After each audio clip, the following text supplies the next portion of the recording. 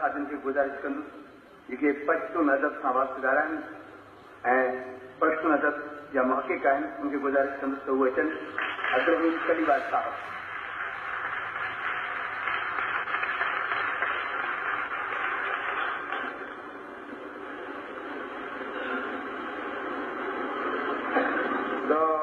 سندھ ادیبانو د پیاوړي لښکر سرخیل محترم خواجه جویو صاحب، د سندھ د قومي آزادۍ د لښکر پیاوړی مشر جناب عارفه صاحب، د بلوڅو لیکوالانو د لښکر پیاوړی سرخیل جناب جمال دیني صاحب، قدرمنو عزتمنو میلمنو، مبارزو ملګرو، قدرمنو خویندو، ټولو راغلو میلمنو، افسوس خبره ده چې زه نن مقاله نه د خوشحال په زبان بیم او نه یې د شاه لطیف په زبان بیم، بلکې له بدقسمتۍ زه دا د مرزا غالب په زبان بیم. البته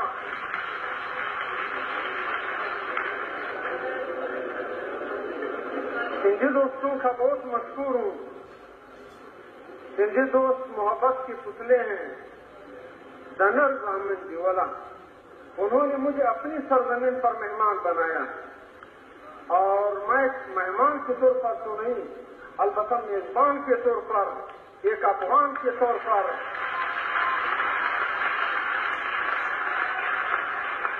سندھی ادبی سنگت کا تہہ دل سے مشکور ہوں، ممنون ہوں کہ انہوں نے فیصلہ کی سرزمین پر لطیف کانفرنس کا اہتمام کر کے ہمیں موقع فراہم کیا کہ ہم جناب شاہ لطیف کے عظیم افکار سے فیضیاب ہو جائیں.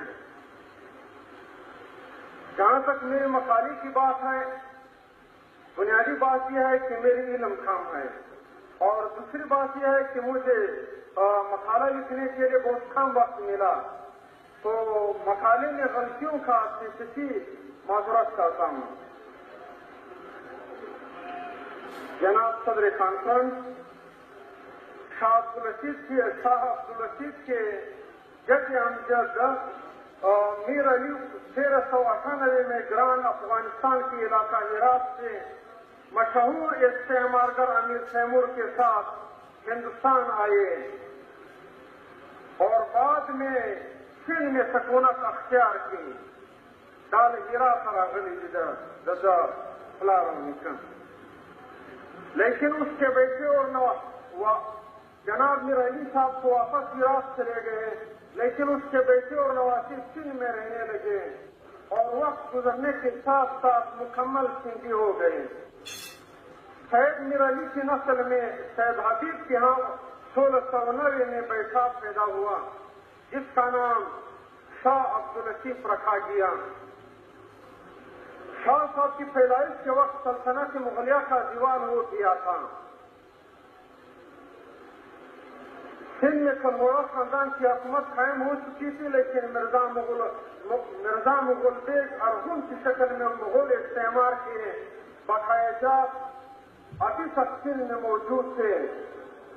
سندھی سماج میں جاگیردار، زمیندار اور پیر بالادست طبقے تھے، جبکہ کسان، چرواہے، مچھیرے اور دوسرے پیشوں سے وابستہ لوگ زیر دست طبقے تھے. طویل استعماری راج میں سندھ میں جمود کی حالت پیدا کی گئی. ان حالات میں شاہ لطیف نے بچپن میں حصول علم شروع کی. ابھی شاہ صاحب نوعمر نوجوان تھے کہ کوٹھی میں شاہ صاحب اور مرزا مغل بیگ ارغن کی نوجوان لڑکی سیدہ کے درمیان محبت ہو گئی، لیکن مرزا مغل بیگ کو یہ محبت ناگوار ہو گئی. حالانکہ شاہ عبداللطیف کا والد شاہ حبیب مرزا مغل بیگ ارغن کا پیر بھی تھا. مرزا مغل بیگ ارغن کے رویے کی وجہ سے شاہ عبداللطیف اور ان کے والد کو کوشش کرنا پڑا. مرزا مغل بیگ پیدا کی, محبت کو کیوں ٹھکرا دیا, یہ تاریخ سبب موضوع ہے. میرے خیال میں مرزا مغل بیگ ارغون کی ذہن میں ابھی تک استعماریت اور آقایت کا نشہ تھا, اور وہ ایک محکوم کے ساتھ اپنی لڑکی کا رشتہ اپنی شان کے خلاف سمجھتے تھے. لہذا محبت کے آستان شاہ عبداللطیف کو بہت متاثر کیا اور اس نے دشت نوردی شروع کی. وہ سندھ کے چھپے چھپے میں پھرے, سندھ کے معاشرتی اور قدرتی مناظر کا بغور مشاہدہ اور مطالعہ کیا. شاہ صاحب کے ذہن کو مزید جلا ملے اور اس نے نظریہ تصوف کے ذریعے معاشرے کی اصلاح کی تحریک شروع کی. نظریہ تصوف نے انسانی معاشرے کے ارتقائی مراحل میں ایک خاص مرحلے پر ترقی پسندانہ کردار ادا کیا ہے.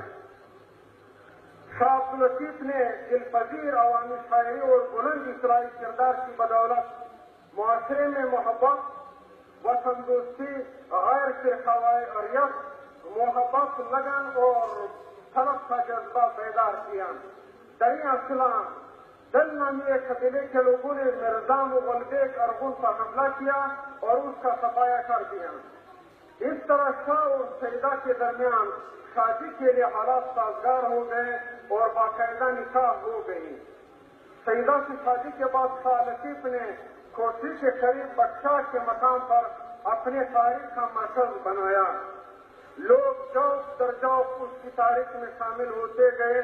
حالانکہ شاہ کی تاریخ پیری اور موریدی کی شکل میں تھی, لیکن حکمران سلوڑا خاندان نے شاہ کی اصلاحی تاریخ کے اثرات بانپ لیے اور اپنے اقتدار کے لیے خطرہ محسوس کیا. اس لیے سلوڑا حکمرانوں نے شاہ کو راستے سے ہٹانے کے لیے 2 مرتبہ کوشش کی, لیکن کامیاب نہ ہوئے. شاہ نے اپنی تحریک جاری رکھی اور اسے